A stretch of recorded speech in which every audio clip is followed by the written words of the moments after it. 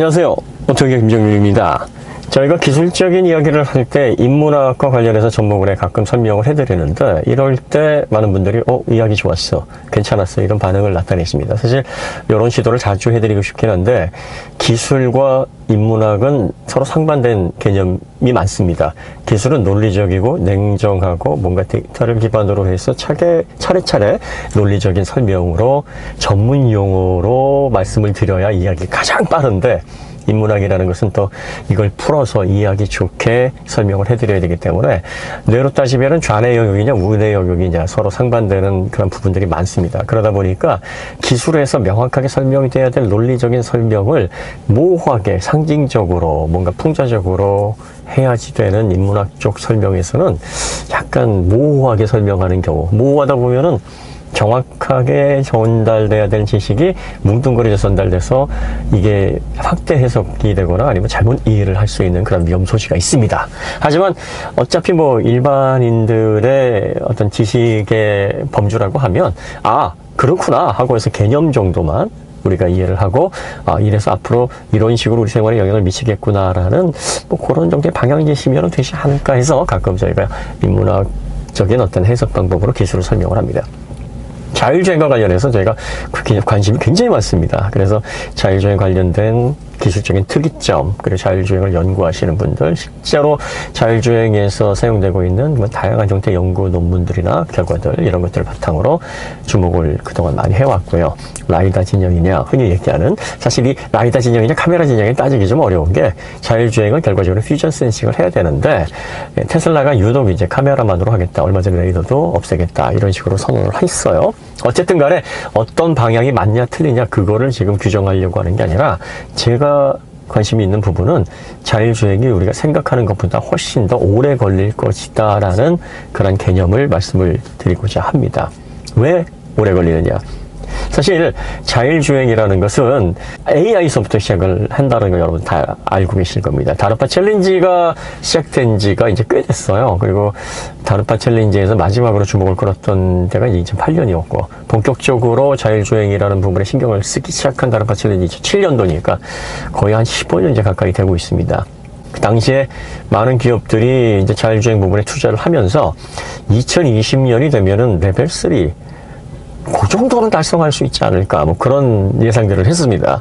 그리고 2021년도쯤에는 어느 정도 레벨 3가 정착이 되고 레벨 4로 준비되는 그런 과정들이 있지 않겠는가. 지금 2021년도 이제 거의 2달도 안 남았습니다.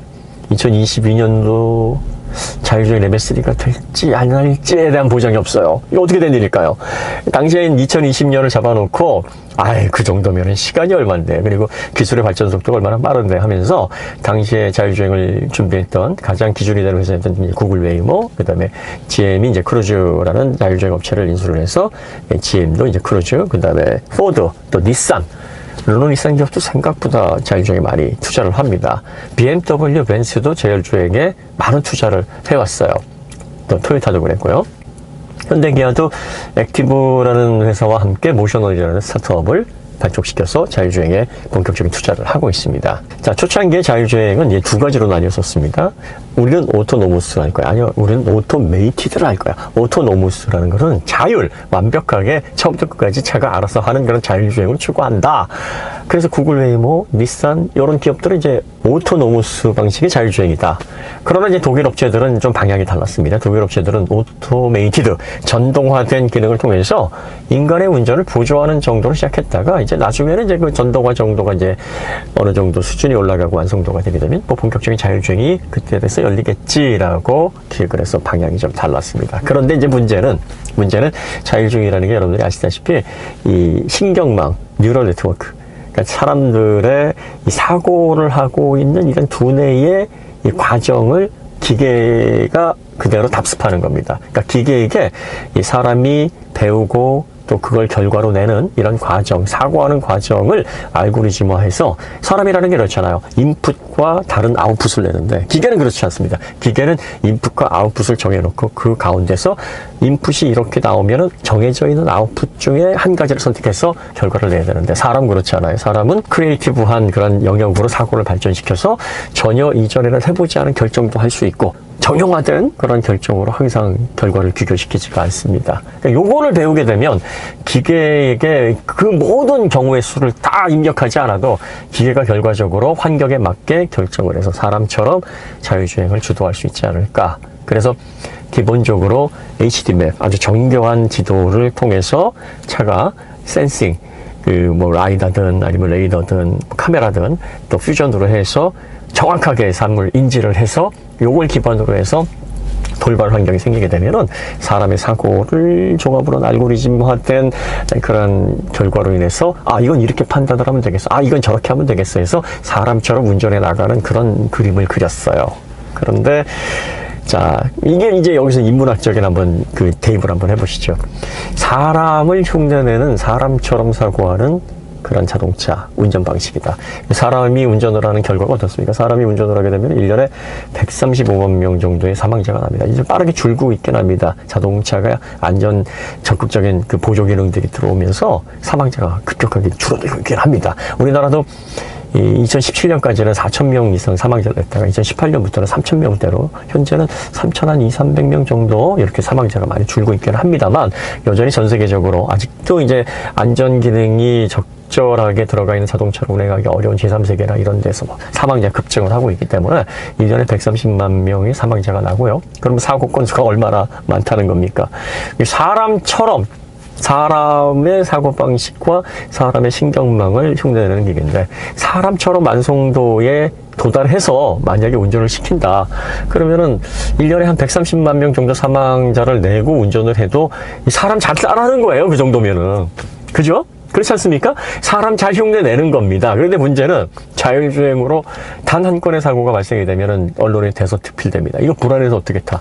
본인이 운전하고 본인이 조작하는 이 차는 사람에 의해서 수많은 교통사고와 인명사고, 재산상 피해를 내는데 이 부분은 사실 중요하다고 생각 안 하는 건 아니에요. 하지만 너무 익숙하게 지금까지 140년 동안 그런 사고들이 늘 벌어져 왔기 때문에 이거는 어쩔 수 없이 없앨 수가 없다라고 그냥 접어드는 겁니다. 그런데 새로운 세계로 들어가면서 자율주행? 기계가 운전하는데 사고가 났다고? 그래서 사람이 죽었다고?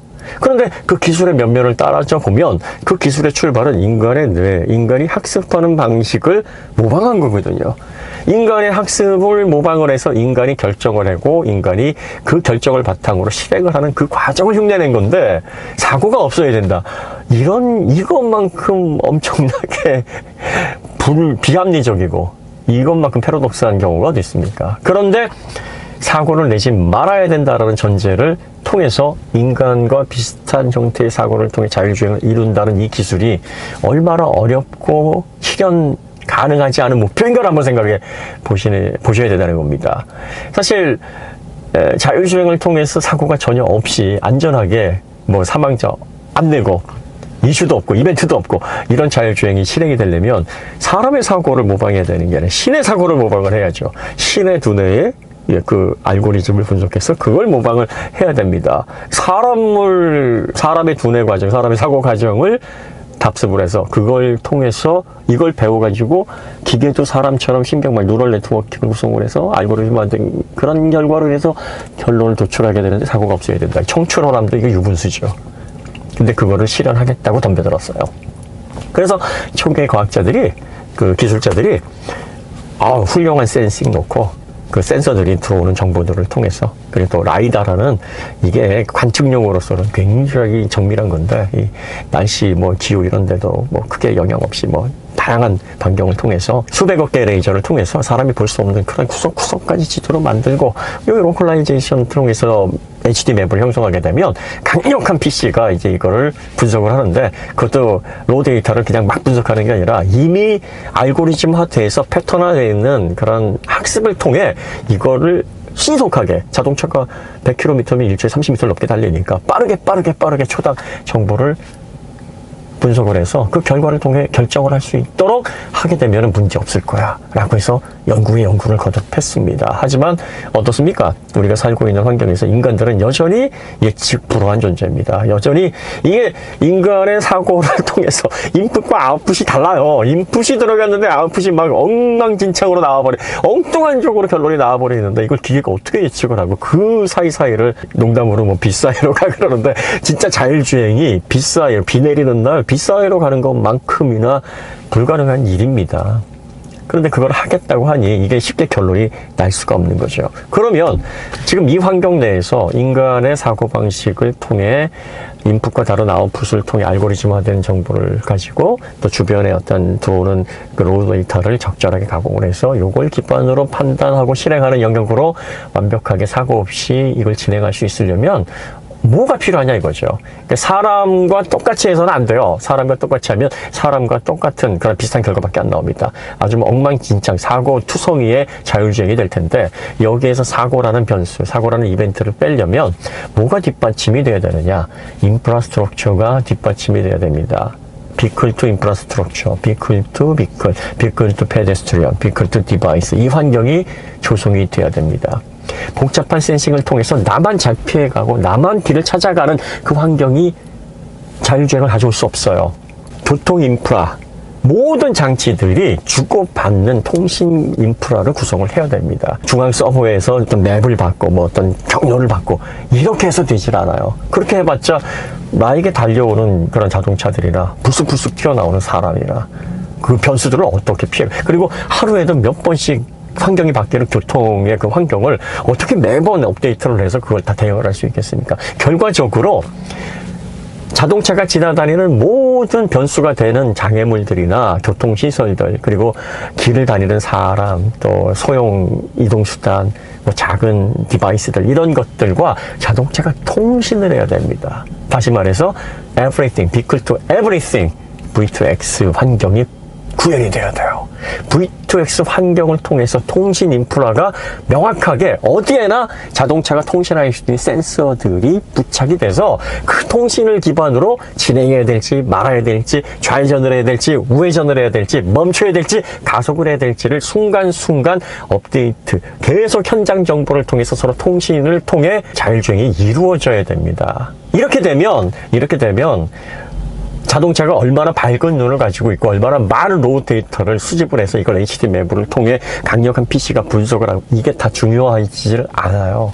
기본적으로 자동차에서 오류를 내지 않고 신속하게 빠른 속도에서 연산을 할 수 있는 뭐 성능 좋은 중앙 컴퓨터 하나 있고, 기본적으로 센싱을 할 수 있는 뭐 전통화된 뭐 카메라라든지 뭐 그 라이더든 레이더든 기본적으로 주변에서 자동차가 사물과 또 앞으로 진행하고 또 주행하는데 큰 어려움이 없는 그 정도 수준의 센서들만 갖추고 있으면 결과적으로 모든 장치들과 연결되어 있는 그런 인프라 통신과 관련해서 자율주행의 어떤 궁극적인 결과들이 나올 수 있도록 환경이 조성이 돼버리면 자율주행은 비로소 시작이 될 수 있는 겁니다. 다시 말해서 자율주행은 차가 얼마나 자율주행의 완성도를 높이고 또 알고리즘화된 그런 소프트웨어를 통해서 차가 장애물을 잘 피해가느냐, 이게 관건이 아닙니다. 자율주행 차들이 사고를 일으키지 않고 또 교통 흐름에 문제 없이 주행할 수 있도록 그 주변 인프라가 얼마나 성숙되느냐, 바로 이 문제예요.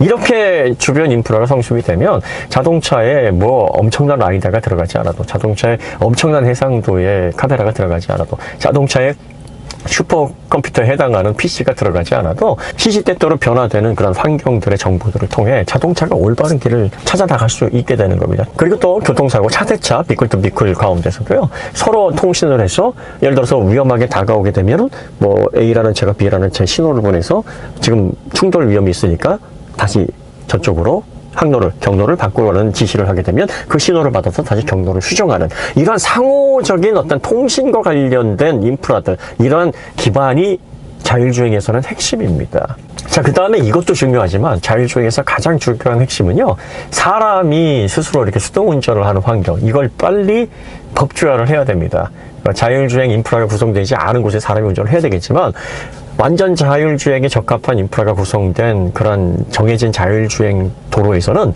사람이 운전하게 해서는 안 돼요.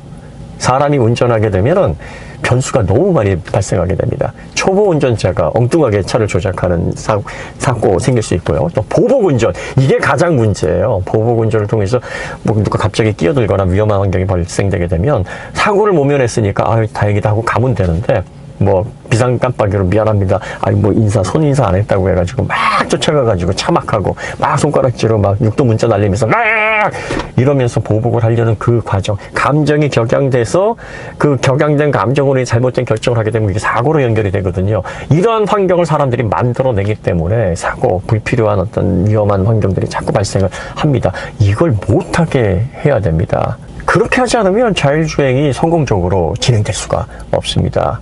자, 그리고 이제 우리가 흔히 그 최근에 뭐 전기차를 내는 기업들이 이제 다양한 새로운 기술 같이 보이는 그런 기술들을 좀 많이 선보이고 있습니다. 얼마 전에 인피니티가 다스 스티어 바이 와이어라 그래서 스티어링 휠과 렉 앤 피니언 모터가 물리적으로 연결되어 있는 걸 끊었다. 기존은 이제 폴하고 렉 앤 피니언이 연결이 돼 있어서 이게 돌리는 대로 회전비에 맞게 렉 앤 피니언에 따라서 이제 스티어링 기어가 조작이 됩니다. 이런 것들을 이제 바이 케이블, 꼭 철선으로 연결돼 있다는 게 아니라 물리적인 연결을 통해서 장력으로 조절을 하면 바이 케이블, 스티어 바이 케이블, 뭐 바이 케이블 이렇게 얘기를 하는데, 요거를 전자신호로 해서 전선으로 바꿔서 연결은 안 돼 있는데 이쪽에서 이제 타각 신호를 토크 센서에서 이제 주면 요 정도 돌렸으니까 회전비에 따라서 넌 그만큼 돌려라고 지시를 하게 되면 그 시그널을 통해서 조작을 하는 방식, 요걸 바이 와이어라고 합니다. 이 바이 와이어는 1960년대 비행기에서 플라이 바이 와이어로 해서 시작이 됐어요. 비행기에 왜 시작됐느냐? 비행기 너무 커요. 여객기 같은 경우에는 덩치가 너무 크기 때문에 이걸 케이블로 어떻게 다 연결을 합니까? 물리적으로 연결할 수가 없으니까 조종석에서 신호를 보내면 그 신호를 받아서 전자장비가 그 신호에 맞춰서 액추에이터가 작동을 하는 방식의 바이와이어가 비행기에서는 필수적이었던 겁니다. 그런데 이게 뭐 대형 이동수단이나 선박 뭐 이런 이동수단에서는 상당히 유용한데, 자동차에는 지금까지 왜 잘 적용이 안 되냐면, 자동차는 뭐 길어봐야 5점 몇 미터예요. 그 다음에 뭐 폭도 2미터 넘는 차들은 거의 없고요. 그리고 휠베이스 뭐라고 해봤자 바퀴와 바퀴 사이가 전륜과 후륜 그 길이가 3.2m 정도 이상 넘어가는 것도 많지 않습니다. 이런 환경에서 이걸 물리적으로 끊어놔? 그렇게 되면은 이 좁은 환경에서 물리적으로 끊기 위해서 추가되는 장치들이 더 번잡스럽고, 굳이 뭐 장력으로 이렇게 뭐 케이블이든 모든 기계 장치로 연결하기가 쉬운데, 그다음에 또 자동차는 이게 접지를 통해서 빠르게 움직여야 되기도 하고, 그리고 또 뭐가 있냐면은 이게 비행기나 선박처럼 근접 주행 환경이 비행기나 선박은 거의 별로 없어요.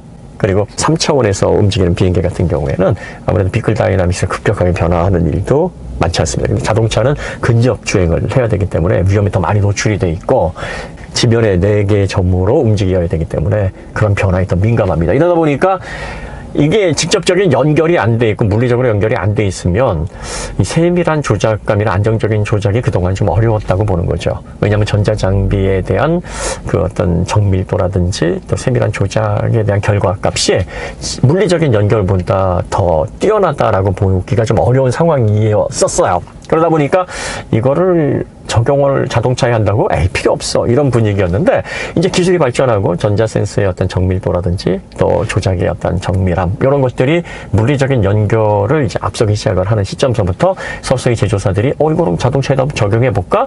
뭐 이런 시도들이 이제 나오고 있는 겁니다. 그 대표적인 게 스티어 바이 와이어. 하지만 좋은 평가는 못 받았어요. 왜냐면은, 아니, 뭐 이거 연결해서 쓰면 되는데 굳이 그걸 왜 떨어뜨려 놔? 떨어뜨려 놓는다고 뭐 차가 뭐 갑자기 하늘을 나르는 것도 아니고, 그런다고 뭐 자율주행이 되는 것도 아닌데, 이걸 왜 떨어뜨려 놓는데, 이게 뭐 대단한지, 체감을 못하는 기술은 소비자들이, 이게 뭐지? 뭐 떨어뜨려 놓을 필요가 굳이? 뭐 이렇게 생각을 하거든요. 근데 사실 이런 기술들이 필요한 이유가 있어요. 뭐냐면, 자율주행이 시작되면 이런 기술들이 필요합니다. 자동차에서도. 왜? 이런 환경이 있어요. 운전자가 이제 운전을 막 하고 있는데, 초보 운전자예요. 차가 블랙아이스를 받아서 미끄러집니다. 그래가지고 차가 미끄러져서 카운터를, 후륜이 이제 슬림이 나서 이제 오버가 나는데, 카운터를 쳐야 되는데, 카운터를 안 치고 미끄러지는 방향으로 돌려버려요. 이렇게 되면 차가 더 심각하게 돌아버립니다. 이렇게 되면은 안전장비가 이제 개입을 해서 스티어링 타각의 반대쪽으로 토크를 줘서 실제 바퀴는 카운터가 주는 방향으로 해서 이렇게 움직여서 위기를 모면해야 되는데, 이게 물리적으로 연결되어 있으면 이걸 어떻게 할 거예요? 이 운전자가 가뜩이나 위험한 상황에서 꽉 쥐고 있는데, 이럴 경우에는 물리적으로 떨어져 있으면 운전자는 이쪽으로 계속 붙잡고 있는데 바퀴는 물리적으로 떨어지는 전기 모터는 카운터를 줬다가 다시 방향으로 틀어주는 이런 동작들이 가능합니다. 그러니까 자율주행에는 이 사람이 가끔 수동 운전을 하다가 바보스러운 행동을 하거나 원래 위기에서 벗어나야 되는데 그 반대적인 행동을 하게 되면은 원래 위기에서 벗어날 수 있는 원래 행동, 원래의 그 동작으로 바꿔줘야 되거든요. 기계가 강제적으로 개입을 해야 되는데 그러려면 물리적인 연결이 끊어져 있어야 됩니다. 그래서 자율주행 시대에서는 이런 기술들, 이런 안전장비들이 필요하기 때문에 스티어 바이 와이어 같은, 그 다음에 브레이크 바이 와이어도 마찬가지예요. 브레이크 바이 와이어, 얼마 전에 이토론사에게 설명하면서 브레이크 바이 와이어가 들어갔는데 이게 사실 지금은 그다지 필요가 있는 기술이 아닙니다. 이 자율주행 시대가 되면 자율주행에서 스스로 움직이면서 브레이크 페달을 밟아서 계속 왔다 갔다 해야 되는데 자율주행 할 때도 계속 핸들을 이렇게 막 스티어링 휠을 불안하게 막 움직이는 모습을 보여주거나 이 페달이 자동적으로 밟았다 떨어졌다 하는 걸 보여줄 이유가 없거든요. 그러니까 물리적으로 연결돼 있으면 그걸 다 보여줘야 되고 또 페달을 움직이거나 스티어링 휠을 움직이는 것도 사실은 이게 전력 소비예요. 이건 필요 없는 동작이고 부하기 때문에 이렇게 할 필요가 없습니다. 그래서 끊어놓고 센서가 알아서 움직이게 되면은 뭐 얘는 뭐 더 이렇게 접혀 있거나 아니면 아예 수납이 되거나 브레이크 페달도 이렇게 깊숙하게 이렇게 들어가서 발을 놓는 공간 자체를 이런 식으로 이제 변경이 되게 될 겁니다. 물론 뭐 스티어 바이 와이어든 브레이크 바이 와이어든 물리적인 연결을 다 끊어놓는 게 아니에요. 기본적으로 비상시에 페일세이프 전자장비도 이상이 있을 수 있으니까 페일세이프를 대비해서 연결할 수 있도록 이 중간에 클러치로 끊어져 있는 겁니다.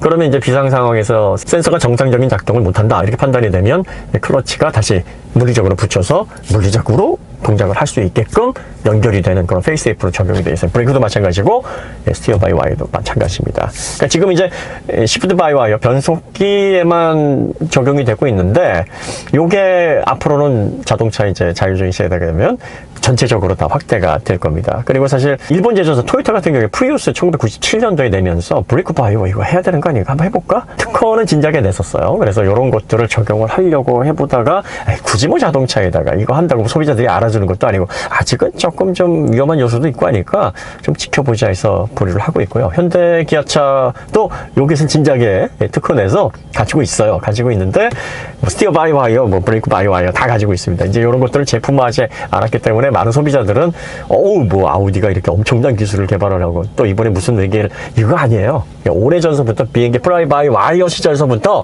이런 기술들은 지금 수십 년간 성숙되어 왔고 이제 그 완성도를 높여가고 있는 그런 과정입니다. 자, 그래서 자율주행 관련해 가지고는요.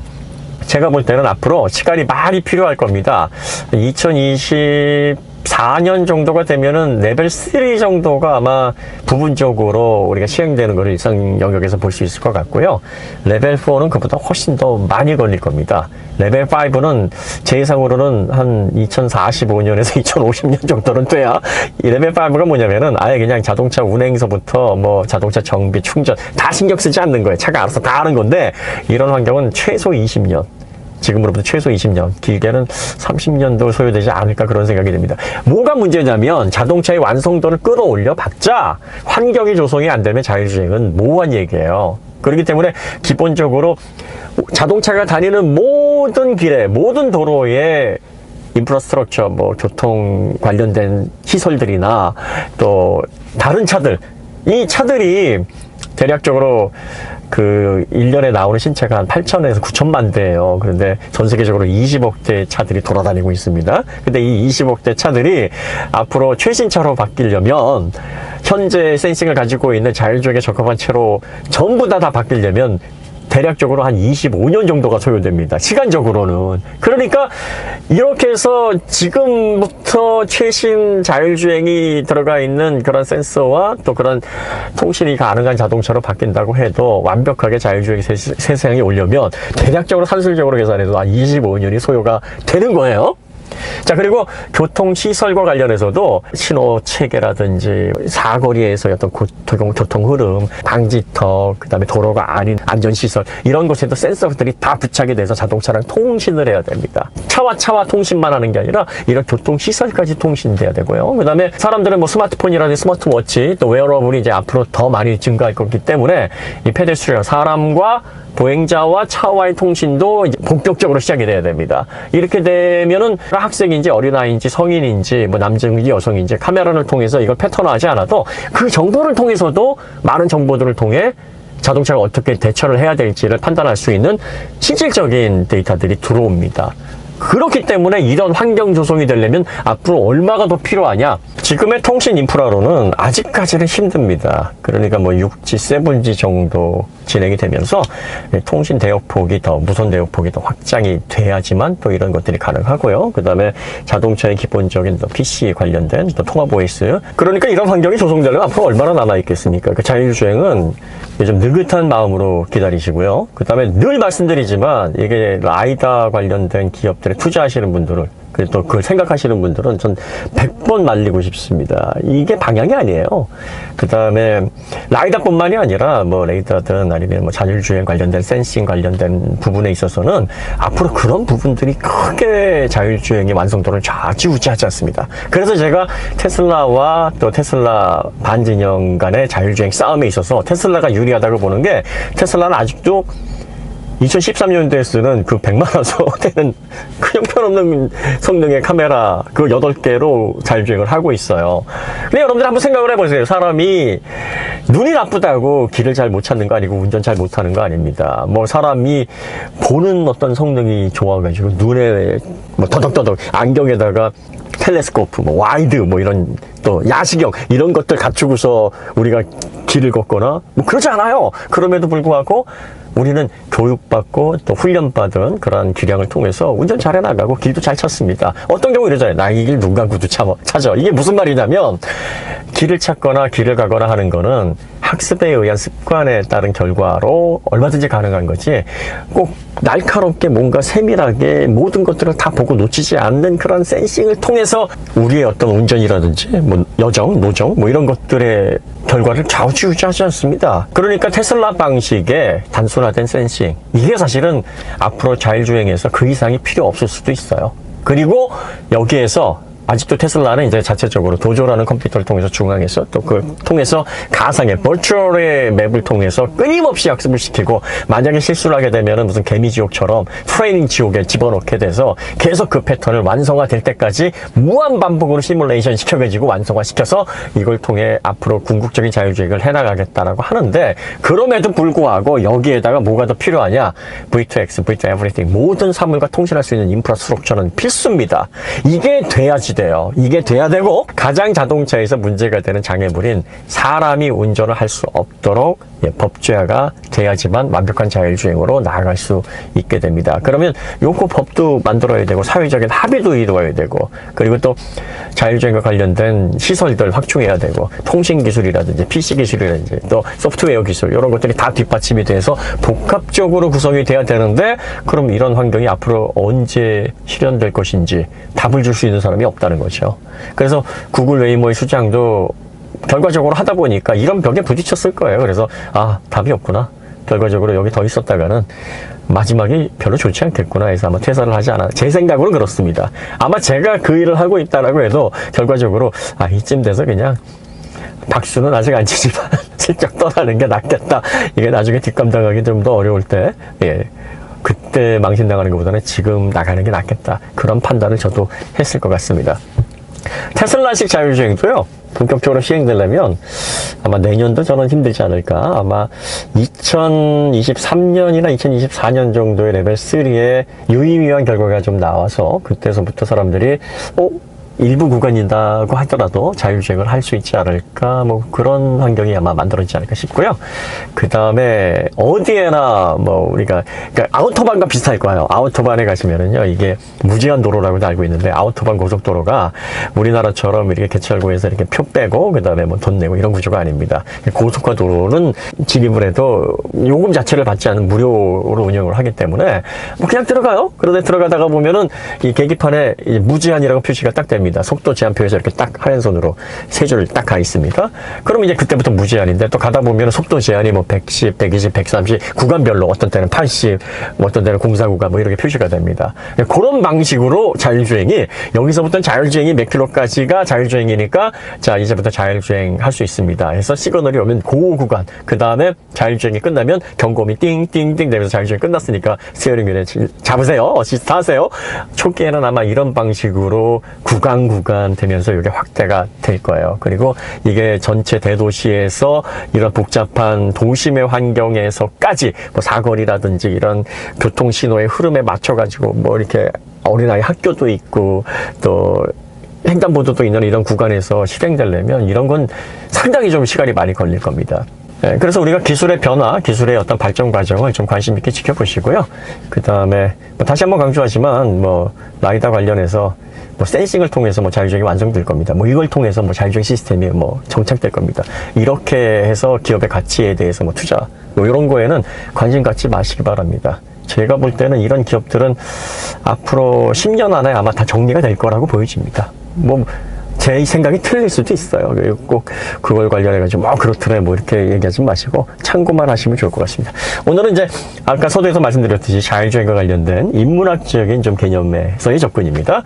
그러니까 기술적으로 복잡한 어떤 전문 용어라든지 이런 어떤 핵심적인 그런 요소보다는 좀 더 개념적으로 애들로 표현한 게 많으니까 그런 부분에서 여러분들이 참고를 하시면 도움이 되지 않을까 싶은 생각이 듭니다. 여기서 마치도록 하고요. 더 좋은 콘텐츠로 다시 찾아뵙도록 하겠습니다. 감사합니다.